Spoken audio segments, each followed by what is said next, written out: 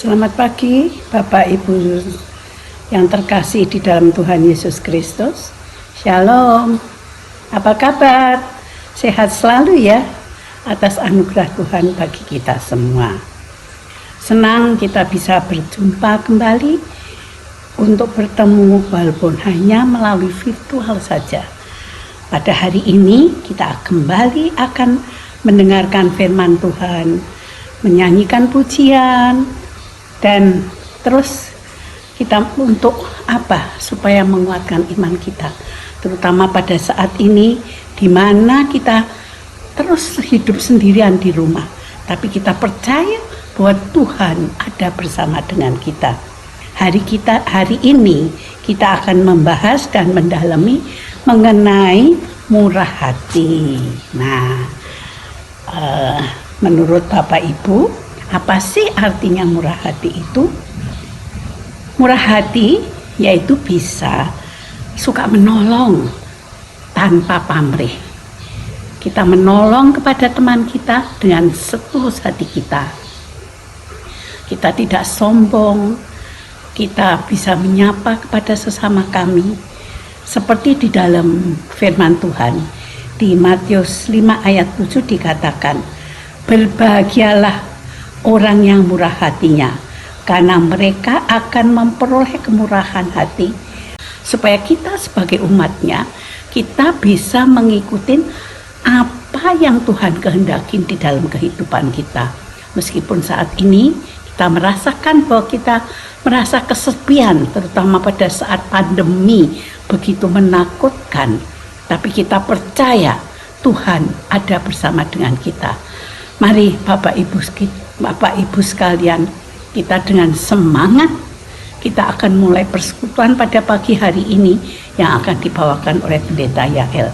Tapi sebelumnya mari kita bersama-sama menyanyikan Kasih Pasti Lemah Lembut. Kasih pasti lemah lembut, kasih pasti memaafkan, kasih pasti murah hati, kasih-Mu Tuhan. Kasih pasti lemah lembut, kasih pasti memaafkan, kasih pasti murah hati, kasih-Mu Tuhan.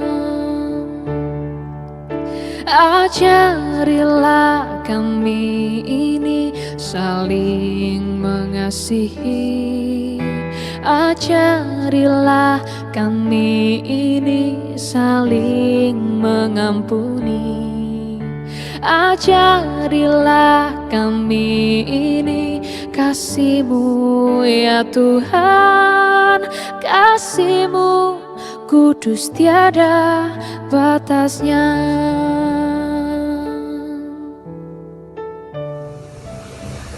Mari kita berdoa sebelum kita mulai persekutuan kita pada pagi hari ini. Bapa Surgawi, Allah yang bertata di dalam kerajaan surga, kembali pada pagi hari ini kami datang mengambil hadirat-Mu ya Tuhan, untuk mengucap syukur dan terima kasih. Terima kasih untuk penyertaan Tuhan sepanjang malam yang telah kami lalui. Pagi ini kami boleh bangun dengan kekuatan yang baru, tubuh yang sehat yang Tuhan berkati. Semua adalah karena anugerah Tuhan, bukan karena kehebatan kami ya Tuhan. Engkau terus mencurahkan berkat-Mu yang baru setiap pagi. Dan pada pagi hari ini, atas anugerah berkat Tuhan, firman-Mu seturut dengan kehendak-Mu. Terima kasih Tuhan, kami serahkan jam persekutuan kami dari awal pertengahan akhirnya di dalam tangan kasih-Mu. Di dalam nama Tuhan Yesus Kristus, Tuhan dan Juru Selamat kami yang hidup, kami naikkan doa ini. Amin.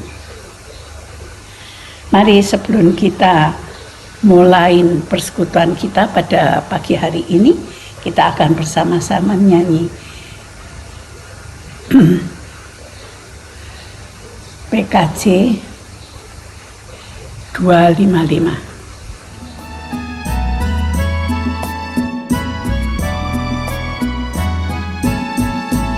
Firman-Mu ku pegang selalu, saat duka, saat senang, jalan hidup yang akan datang, tangan Tuhan yang memegang. Pencobaan menghimpit aku dan menjadi keluhanku, Firman-Mu ku pegang selalu, sayap-Mu tempat berteduh. Firman-Mu Tuhan ku pegang selalu, hilanglah keraguanku. Bila hatiku rasa susah, padamu aku berserah. Firman-Mu ku pegang selalu, maka amanlah jiwaku.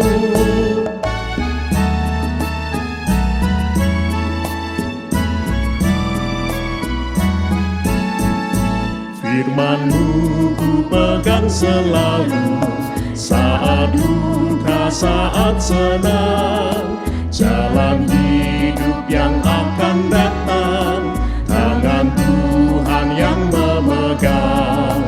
Pencobaan menghimpit aku dan menjadi keluhanku, Firman-Mu ku pegang selalu, sayap-Mu tempat berteduh. Firman-Mu Tuhan ku pegang selalu, hilanglah keraguanku. Bila hatiku rasa susah, padamu aku berserah. Firman-Mu ku pegang selalu, maka amanlah jiwaku. Saya serahkan kepada Pendeta Yael untuk mulai firman-Nya pada pagi hari ini. Selamat pagi Oma, Opa, Bapak Ibu yang terkasih di dalam Tuhan. Hari ini kita bersama-sama akan merenungkan satu tema, berbahagialah mereka yang murah hati. Apa kabar sebelumnya? Semoga Oma, Opa, dan Bapak Ibu sekalian semua di dalam keadaan yang bersukacita. Karena sukacita adalah obat. Ketika hati kita gembira, itu adalah obat. Ketika hati kita patah dan kehilangan semangat, kita akan dengan mudah jatuh pada rasa tidak nyaman dan sulit untuk mensyukuri hidup. Memang kondisi saat ini bukanlah kondisi yang mudah untuk dijalani. Tapi biarlah sukacita dari sorga tetap ada dalam hati dan pikiran kita. Mari Oma Opa kita mempersiapkan diri kita untuk memasuki persekutuan kita. Mari kita berdoa. Tuhan Yesus yang baik, kami mengucap syukur kalau pada hari ini kami bisa bersama-sama kembali berjumpa lewat YouTube. Tuhan, kami mau belajar untuk jadi anak-anak Tuhan yang murah hati. Kami mau terus belajar untuk menunjukkan cinta kasih kami, bahkan di tengah keterbatasan kami sebagai usia indah. Kami tidak lagi sekuat dulu, kami tidak lagi segagah dulu, kami tidak lagi memiliki segala sesuatu seperti dulu. Saat ini kami mungkin lebih banyak bersandar pada pertolongan orang lain. Tapi bukan berarti kami tidak bisa menunjukkan murah hati. Kami mau belajar Tuhan bersama-sama sehingga lewat masa tua kami sekalipun, lanjut usia kami sekalipun, kami tetap bisa menunjukkan makna hidup yang terus dapat kami bagikan kepada setiap orang di sekeliling kami. Tolong kami ya Tuhan, biarlah Roh Kudus-Mu yang menopang kami. Dalam nama Tuhan Yesus Kristus kami berdoa dan mengucap syukur. Amin. Bacaan kita pada pagi hari ini diambil dari satu bagian firman Tuhan dan saya yakin oma opa di rumah pasti tahu ayat ini. Ini adalah ucapan yang paling terkenal yang diucapkan oleh Yesus yang disebut sebagai ucapan bahagia. Salah satu bagian dari khotbah di bukit. Kita akan membaca bersama dari Matius 5 ayatnya yang ke-7. Matius 5 ayat yang ke-7. Mari Oma Opa kita buka Alkitab kita. Kita baca bersama-sama ya. Oma Opa bisa membaca di rumah masing-masing secara perlahan. Mari kita membaca. Berbahagialah orang yang murah hatinya, karena mereka akan beroleh kemurahan. Kita baca sekali lagi yuk. 1, 2, 3. Berbahagialah orang yang murah hatinya, karena mereka akan beroleh kemurahan. Sedemikian jauh pembacaan kita pada hari ini. Nah, Oma Opa berkaitan dengan bacaan kita hari ini, bicara soal murah hati. Menurut Oma Opa dan Bapak Ibu sekalian, apa sih yang disebut sebagai murah hati? Saya mencoba untuk ngecek di Kamus Besar Bahasa Indonesia dan saya menemukan beberapa hal yang menarik tentang kata murah hati ini. Yang pertama, di dalam KBBI atau Kamus Besar Bahasa Indonesia, kata murah hati itu artinya suka atau mudah memberi. Yang kedua, tidak pelit. Yang ketiga, ternyata penyayang. Dan yang keempat adalah pengasih. Yang kelima, suka menolong. Dan yang keenam, baik hati. Ternyata bicara soal murah hati itu bukan sekedar orang yang memberi secara materi. Karena kalau dibilang kasih sayang, kita kan bisa memberi bentuk kasih sayang yang beragam. Misalnya dengan memberi telinga kita untuk mendengar, memberi lidah dan mulut kita untuk memberi penghiburan ataupun nasihat. Memberi hati kita untuk betul-betul merasakan dan berempati terhadap kondisi-kondisi yang dialami oleh orang-orang di sekeliling kita. Jadi sebetulnya murah hati tidak melulu berhubungan dengan pemberian secara materi. Orang yang suka memberi tidak selalu karena sayang loh. Ada orang yang memberi karena memang ingin dilihat atau ingin diakui keberadaannya.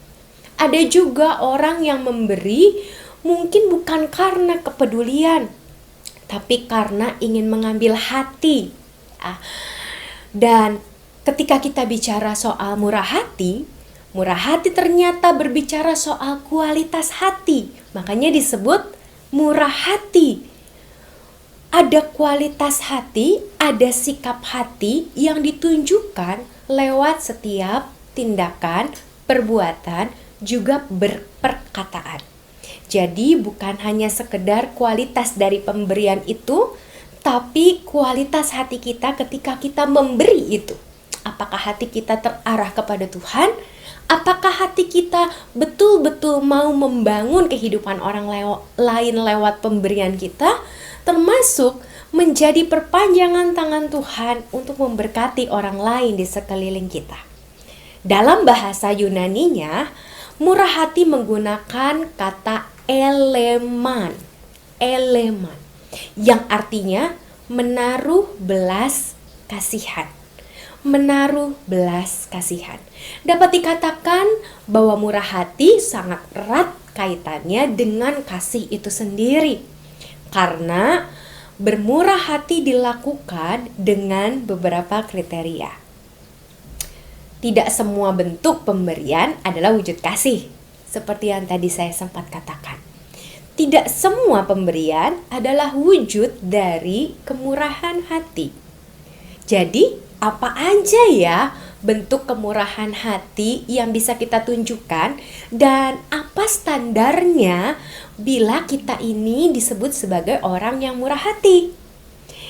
Yang pertama adalah orang yang murah hati dapat menunjukkan kemurahan hatinya lewat kesabaran. Apa? Kesabaran. Ya, betul, lewat kesabaran. Orang yang murah hati biasanya adalah orang yang juga sabar. Karena murah hati tadi tidak melulu soal memberi dalam hal materi, benda, tapi juga lewat perhatian, lewat waktu, lewat hati, pikiran gitu ya, lewat nasihat, lewat penghiburan. Maka disitulah kita bisa melihat kesabaran menjadi bagian yang tidak bisa dilepaskan. Kalau kita misalnya memberi barang dalam bentuk murah hati, materi, uang, benda, barang, kita tidak perlu kesabaran. Pokoknya ya udah asal kasih aja. Tapi coba kita bayangkan kalau pemberian kita itu berupa nasihat. Udah dinasehatin, kok ya nggak berubah gitu kan. Udah dinasehatin, udah kasih tahu yang baik itu seperti ini, tapi kok iya orang yang dinasehati ini tidak mengalami perubahan. Disitulah kita mungkin narik napas. Aduh, piye toh? Kesabaran kita diuji.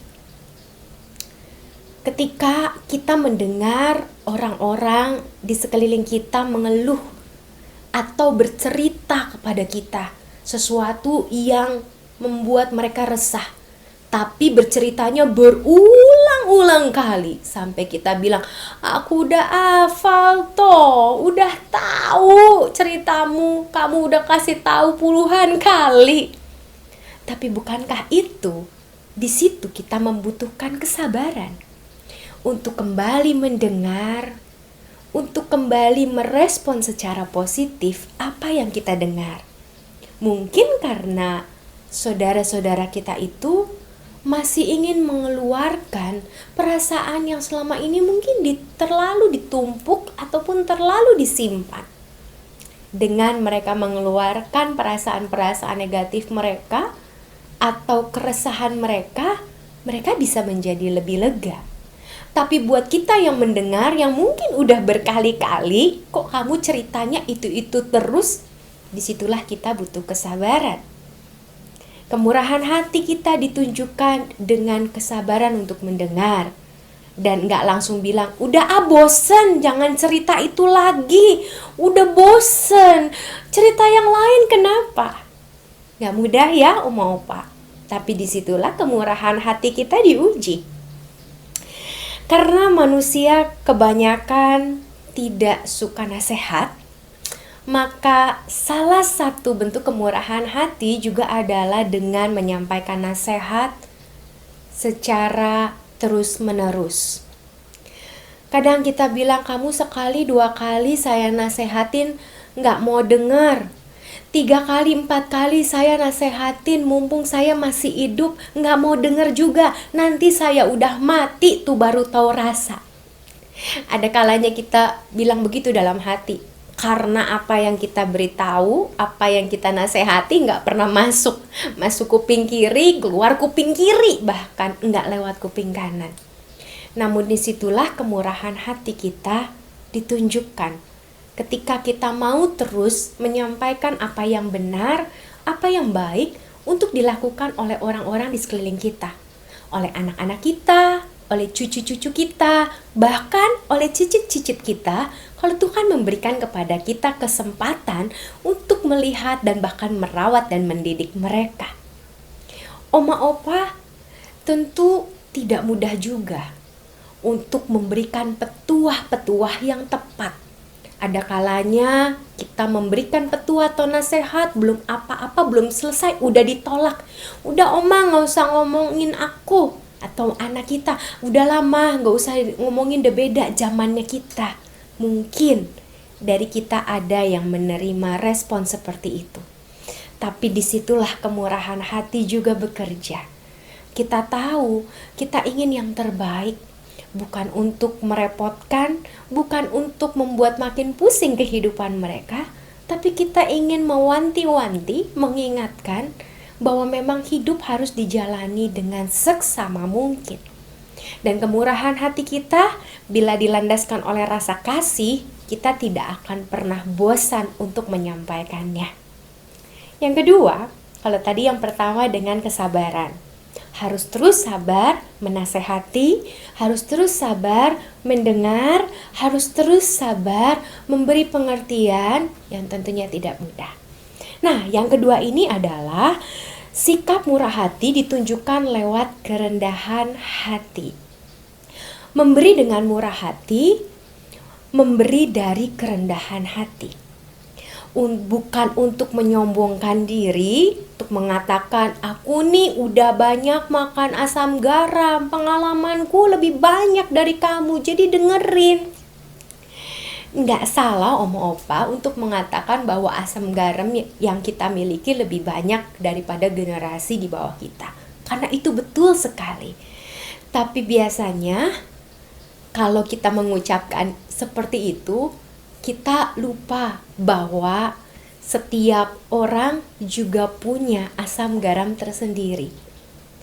Kita mengingatkan orang-orang di sekeliling kita bukan untuk menunjukkan bahwa kita mampu.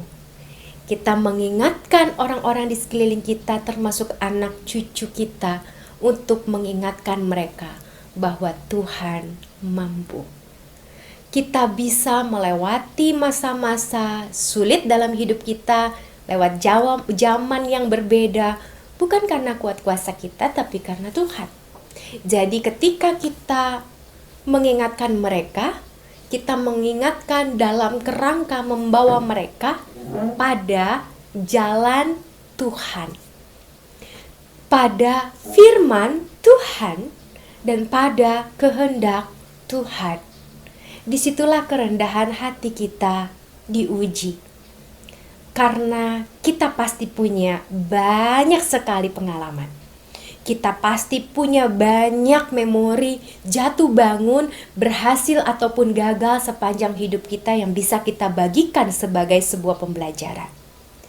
Tapi mari kita giring orang-orang yang mendengarkan kita dan ada di sekitar kita untuk bukan sekedar melihat prestasi kita, tapi melihat tangan penyertaan Tuhan yang hadir dalam kehidupan kita. Dan yang ketiga adalah ditunjukkan dengan kebenaran dan keadilan. Orang yang murah hati adalah orang yang adil dan benar. Kemurahan hati diberikan kepada semua orang tanpa batasan, tanpa sekat, tanpa kriteria. Semua orang berhak mendapatkan kemurahan hati kita. Bahkan orang yang paling jahat sekalipun di dunia, Tuhan kasihi. Tuhan tidak pernah menerbitkan matahari hanya untuk orang-orang baik. Tuhan juga tidak pernah menerbitkan matahari hanya untuk orang Israel, atau memberikan udara segar hanya pada orang-orang yang taat akan firman-Nya. Bisa semua mati mendadak. Tuhan tidak pernah membedakan orang. Karenanya Dia disebut sebagai Allah yang murah hati. Ketika kita diajak untuk juga bersikap murah hati, kita juga diajak untuk memberi dengan keadilan kepada semua orang. Kemurahan hati ditujukan dengan memberi kepada semua sesama, tanpa perbedaan. Kalau cucu satu diberi, maka cucu lain diberi. Kalau ada cucu kesayangan, semuanya juga harus jadi kesayangan. Tentunya kembali tidak mudah. Karena bagaimanapun manusia itu punya orang-orang yang difavoritkan. Saya favorit sama cucu yang ini, karena cucu ini tuh deket banget sama saya. Dikit-dikit deket oma, dikit-dikit deket opa, dikit-dikit kasih apa aja yang saya suka. Tapi cucu yang itu gak peduli sama saya. Jadi ngapain saya harus peduli sama dia? Oma opa, bapak ibu yang terkasih di dalam Tuhan, anak-anak akan terus belajar siapa Tuhan yang adil justru lewat kita. Tuhan kita tidak pernah diperlakukan adil, tapi dia terus melakukan apa yang adil. Kita mungkin juga sepanjang hidup tidak diperlakukan adil, baik oleh suami kita, baik oleh anak-anak kita, istri kita, oleh orang-orang di sekeliling kita. Namun, tetaplah kejar keadilan dan kebenaran. Karena walaupun kita tidak diperlakukan adil oleh orang-orang di sekeliling kita, kita tetap diperlakukan adil oleh Tuhan kita. Dia tetap mengasihi kita secara luar biasa dan terus memberkati kita, walaupun mungkin kita tidak sempurna. Dan ada anak-anak Tuhan yang lebih sempurna dari kita. Tapi Tuhan tetap memelihara kita. Bukankah itu adalah kemurahan hati Allah yang juga patut kita bagikan kepada orang-orang di sekeliling kita? Mari, Oma Opa, bersama-sama kita mewujudkan kemurahan hati. Walaupun sulit, walaupun kita sebagai manusia biasa membedakan dan juga biasa dibandingkan, marilah kita ingat, buat Tuhan semua orang sama di matanya. Kita dikasihi, orang lain juga dikasihi.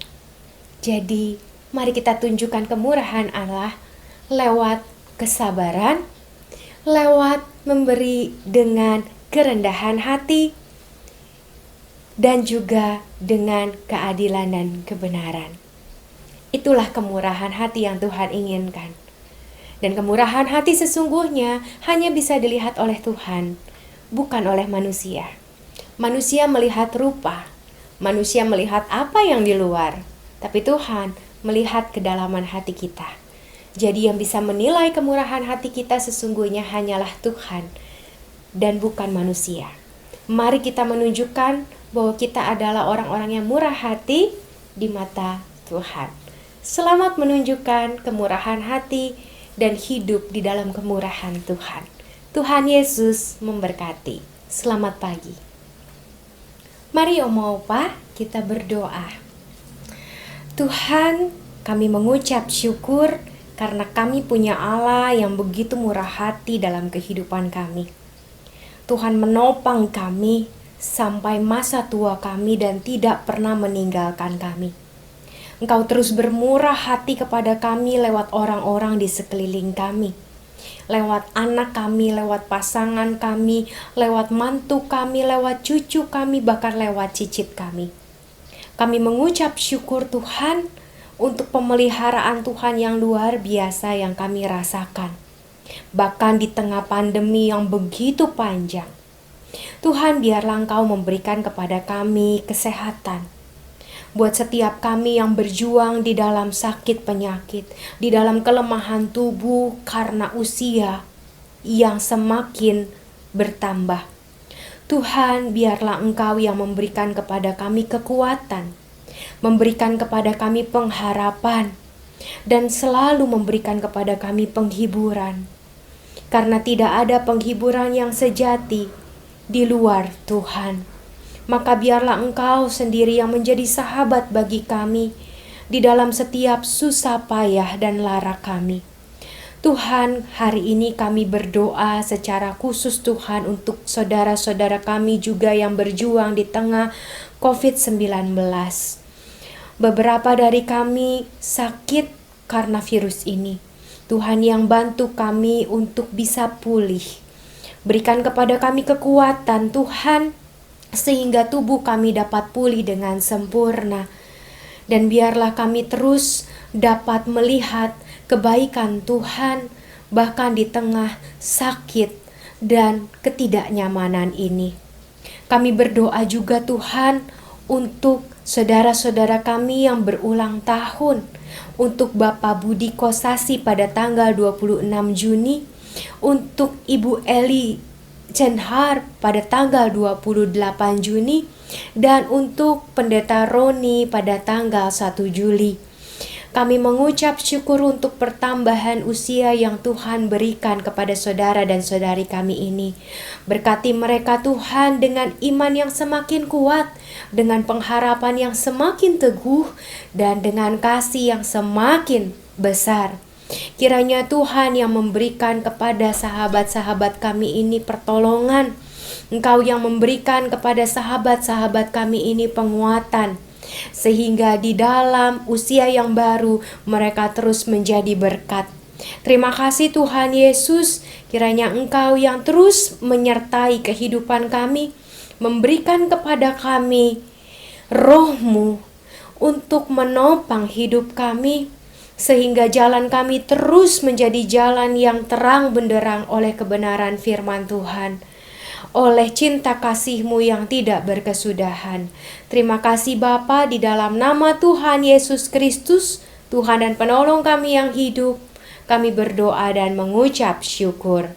Haleluya. Amin. Selamat siang Oma Opa sekalian. Tuhan Yesus memberkati setiap kita. Mari terus semangat, berbagi kasih, berbagi kemurahan hati, dengan kesabaran, dengan kerendahan hati, juga jangan lupa dengan keadilan. Lakukanlah ini di dalam cinta kasih Tuhan, karena Tuhan sudah memberikan kepada kita begitu banyak kemurahan. Kita adalah orang-orang yang telah menerima kemurahan Tuhan. Maka bagikanlah terus kepada orang-orang di sekeliling kita. Sampai jumpa. Tuhan Yesus memberkati dan selamat siang.